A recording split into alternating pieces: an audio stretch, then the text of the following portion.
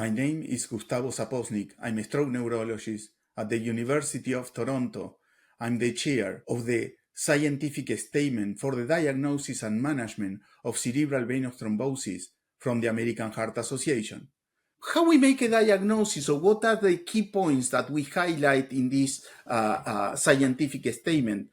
It requires a high level of suspicion.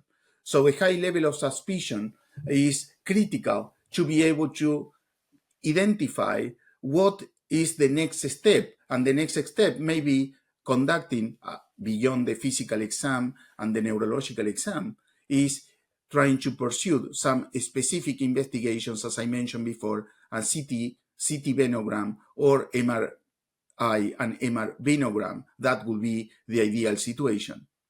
So what the problem is that headaches and seizures may occur, and many people present to the emergency department with those symptoms and may not necessarily have a cerebral venous thrombosis. In fact, the most common reason for presenting to the emergency department with headaches is not cerebral venous thrombosis.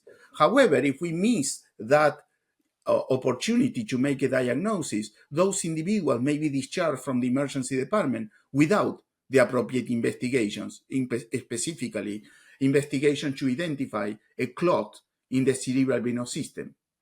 I mentioned some new risk factors, so something that we have not identified before in 2011.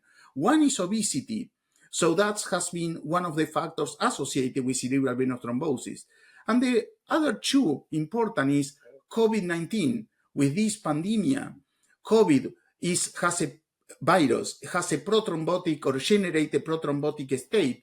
And one of the factors is not only venous thromboembolism, but specifically also could be related with cerebral venous thrombosis. Finally, although rarely, vaccines, specifically adenovirus-related vaccines for COVID, has also been associated with cerebral venous thrombosis. In terms of brain imaging, the update, I would say that there are new sequences that are more likely to help us to make the diagnosis, specifically for conditions that may be very insidious, like cortical cerebral venous thrombosis.